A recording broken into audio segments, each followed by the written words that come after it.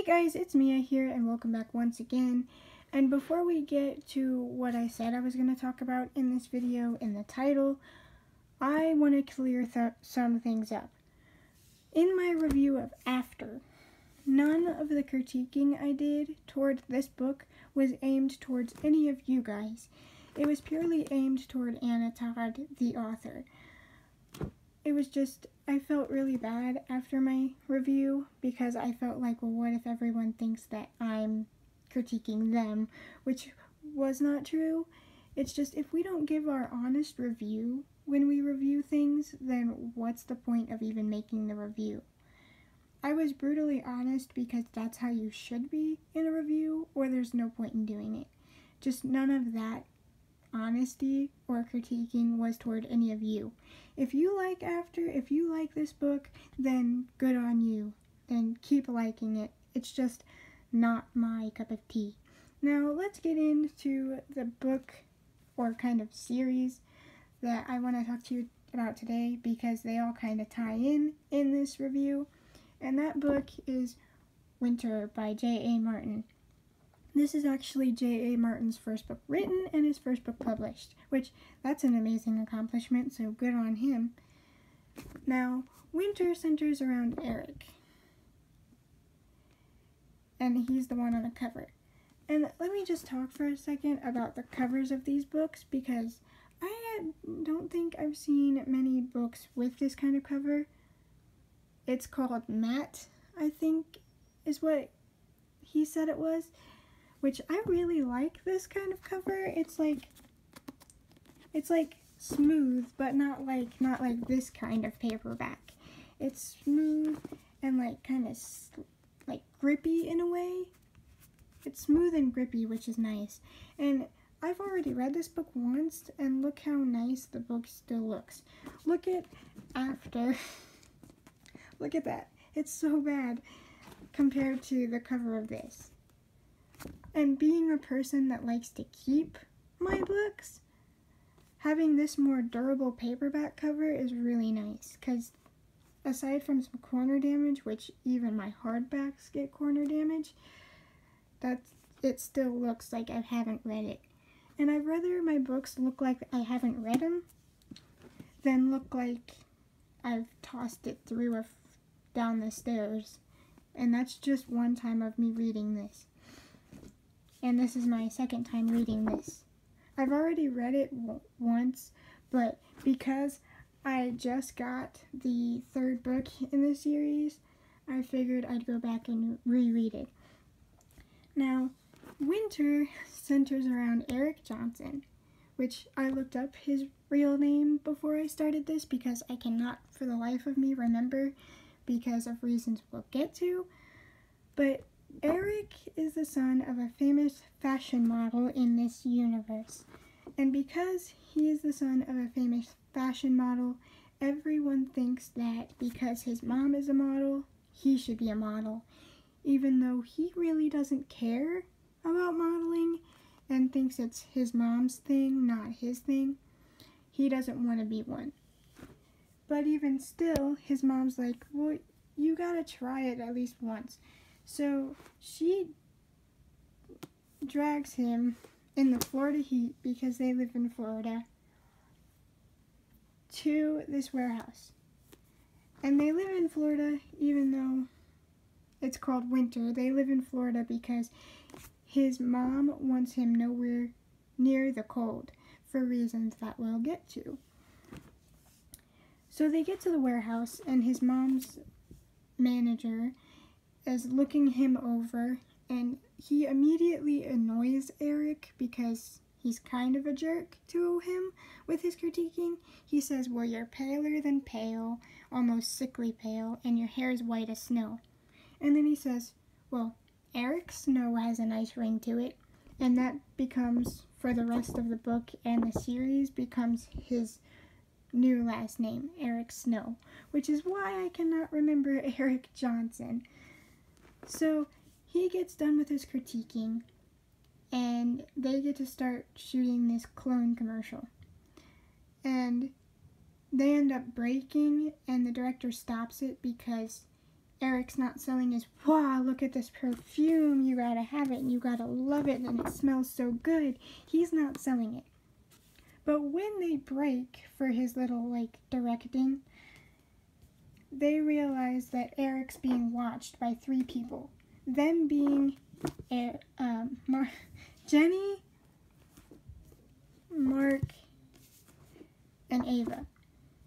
And the director goes, well, they need to be offset. They weren't allowed on the set.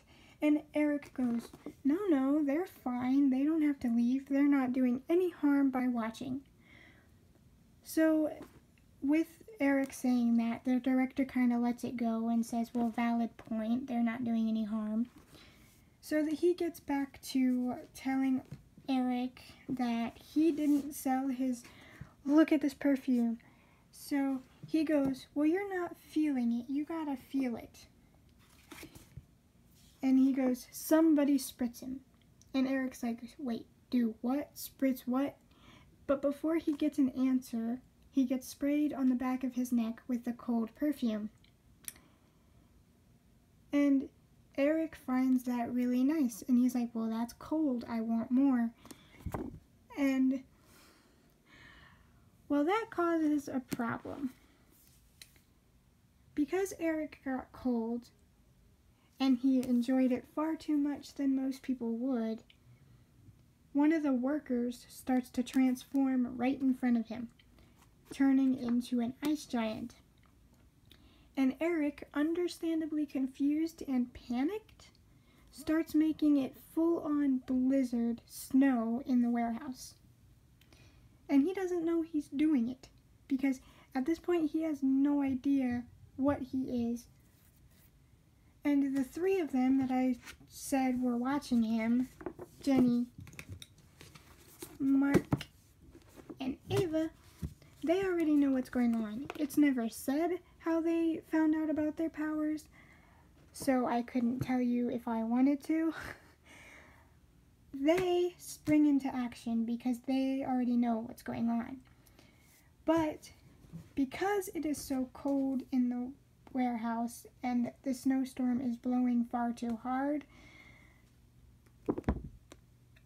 Mark can't use his, like, summer powers to melt the ice giant because he can't get warm enough. And the wind is blowing too hard for Ava to fight. So they have to go over to Eric and say, you need to stop this. You're causing this snowstorm, and if you don't stop, we're not going to beat this ice giant. And he goes, wait, what are you talking about? I'm not causing this. I have no idea how this is happening. And because he refuses and doesn't know that he is the one causing this snowstorm, they have to physically force him out of the warehouse where the blizzard is going on into the Florida heat. And as soon as he gets warm from the Florida heat, the snowstorm stops.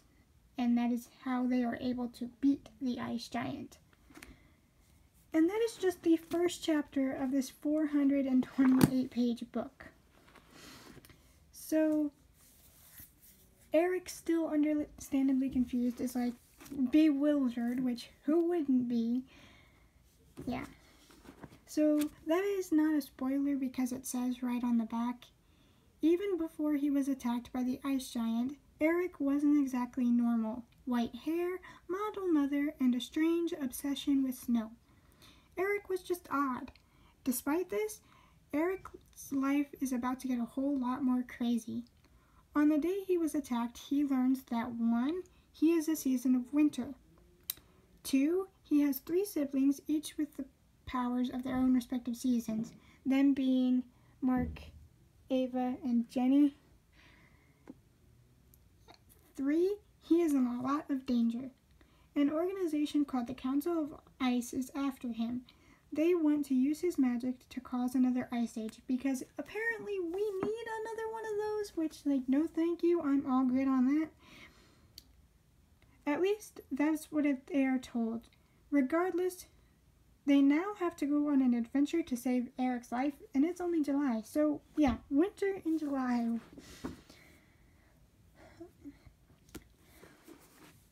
So that being the first chapter, that sets you up for what you're in for on this adventure. And it does not slow down in this 428-page book. It does not slow down. I had to stop for a month, not because I didn't enjoy it, but because I felt the poor characters needed a break and that I needed a break. I'm like, I'm not even there and I am tired. So I stopped for a month and then finally came back to finishing it just to give these characters a break because it's like bam, bam, bam with its fight scenes.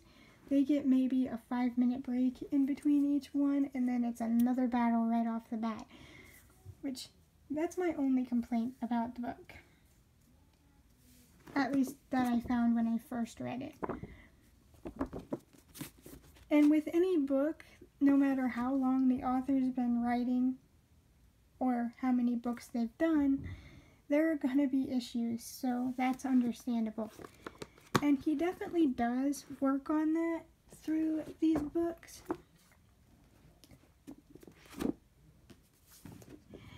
And you can definitely tell, because this was his first book written and first book published, which, wow, that's an amazing accomplishment. But through these books, not only can you tell the growth of the characters, but you can certainly tell the growth of the writer, which is nice. Because he learns to slow stuff down and to be a little more balanced with stuff, unlike he was in Winter, which is, again, bam, bam, bam with its action. So he definitely does grow as a writer, and we get to see that and grow up with him as a writer. So my favorite character out of all 4 of them is actually Eric. But, oddly enough, my favorite book in the series is its polar opposite, Summer. The author was so adamant that I would like Autumn that he sent me the manuscript to read. But I think Summer's the best one, at least in my opinion. Now, if you like stuff along the lines of like Rick Riordan and stuff like those books, then this is definitely a good series to pick up. It's a good series, especially if you like that kind of style and that kind of stuff. And that's about all I have to say about Winter. If you guys enjoyed, be sure to like, share, comment, subscribe, and ring that bell down below to stay up to date on future videos. Hope to see you next time. Bye guys!